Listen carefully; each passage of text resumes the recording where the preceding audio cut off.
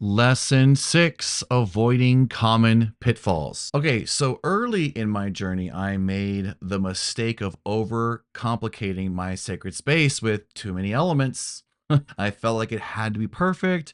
It had to make sense to anyone who could see it or ask me any questions, or I thought it had to take up a significantly large space. And this happens every once in a while. So then I have to remember the coffee pot example, right?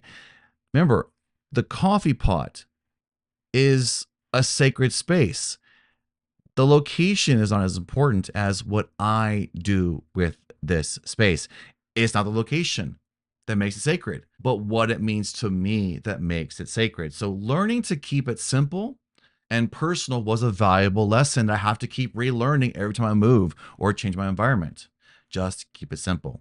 I hope this little story helps you avoid many of the mistakes I made. And now we're going to discuss common pitfalls in creating sacred spaces and how to overcome them. Because we want to understand these pitfalls and how they can help you maintain a harmonious environment. So, have you encountered any challenges in creating your sacred space?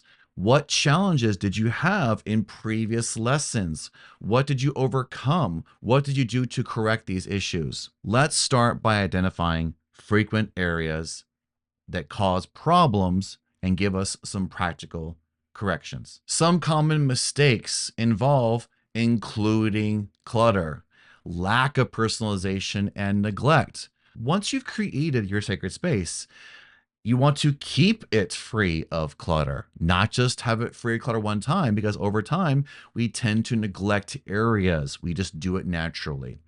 Or we don't personalize it enough. We put one or two things there one time and we're not willing to change it up, make it even more powerful. And then we just flat out neglect it. So we want to correct anything when it comes to regular cleaning, adding different personal items over time, and consistent use of our sacred space. If you're using it, you're not going to neglect it. That's also a common mistake, is if we're not using it, what's the point of making it? Now, I want you to avoid clutter by regularly tidying up this space. Once a day, once a week, you're the one that has to decide what intention, what you're going to put on your calendar to make sure that you don't allow time to go by without taking care of your sacred space. Now, personalizing your space means adding and subtracting items over time. What was really powerful for you and personal a month ago may not be as powerful a few weeks or a few months from now. Be willing to change it up. That attention comes with intention, providing consistency and reinforces the significance of your sacred space. What mistakes have you been making in your sacred space, and how can you correct them? Common challenges include not having enough time and a lack of resources. I want you to set aside time. There is no place for I don't have enough time. If you don't schedule it and plan it, it will not happen. And if you're only doing this exercise once, twice a week, but it is not going to do anything at all in your life. So make it a consistent practice. Pick a time every single day. Do it more than once if possible. Build from there.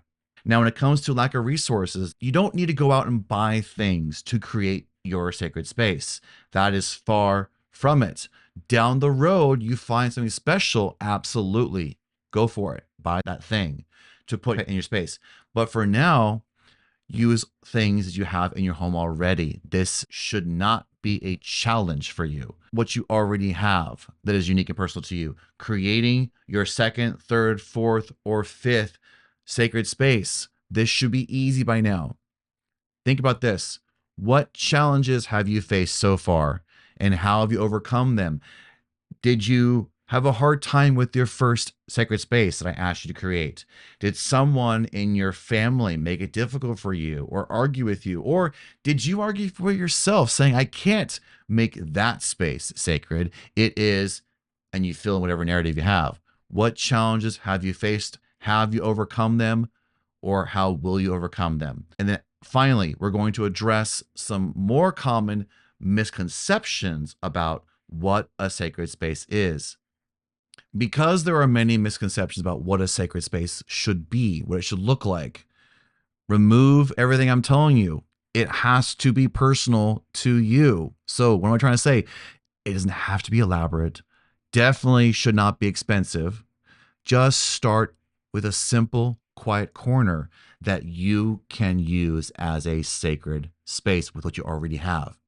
It is the intention and personal meaning that matters the most. So, what misconceptions do you have right now? Did you start with them? Do you still have them? What's getting in the way? What do you not understand? What is an erroneous idea around what you have to have a sacred space? And then we're going to move on in the next lesson. We're going to discover more of your personal haven. Now, first, we got to have some homework, right? Identify one common pitfall in your current sacred space and take steps to correct it. Simplify your space by removing unnecessary items or adding personal touches that hold meaning to you. And when you're done, journal about how this change impacts your energy and how you feel about your space. And answer this one question before we move on. What common mistake have you identified in your current space? And how will we will see you in the next lesson.